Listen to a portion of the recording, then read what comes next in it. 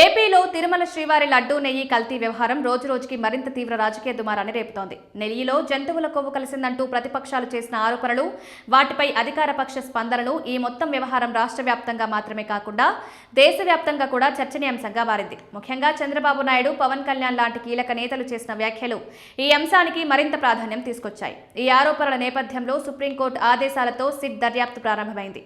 తాజాగా ఈ కేసుకు సంబంధించిన ఛార్జిషీట్ కోర్టులో దాఖలు కావడంతో ఇందులో నిజంగా కల్తీ జరిగిందా, జరిగితే ఎంతవరకు జరిగింది, ఎవరు బాధ్యులు అనే ప్రశ్నలు ప్రజల్లో ఉత్కంఠను పెంచుతున్నాయి.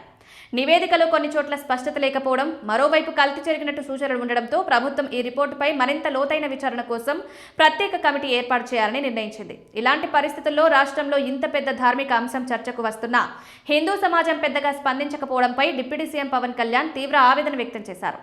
ఈ మేరకు ఆయన సోషల్ మీడియా వేదికగా ఒక కీలక ట్వీట్ చేశారు. ప్రతి భక్తుడికి ధార్మిక బాధ్యత ఉందని, ఇప్పటికైనా సగటు హిందువు తనలోని అలసత్వం, నిర్లక్ష్యం నుంచి బయటకు రావాల్సిన సమయం వచ్చిందన్నారు.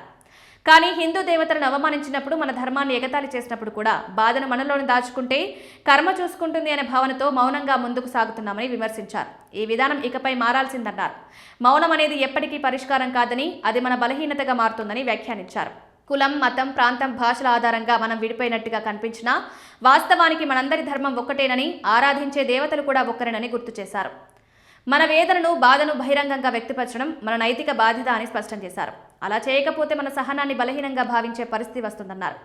ఇకపై మనం కేవలం భక్తులుగా మాత్రమే కాకుండా ధర్మాన్ని కాపాడే పరిరక్షకులుగా మార్చాల్సిన అవసరం ఉందన్నారు. కేవలం మన ధర్మం, విశ్వాసం, సాంప్రదాయాలను రక్షించుకోవడమే అసలు ఉద్దేశమన్నారు.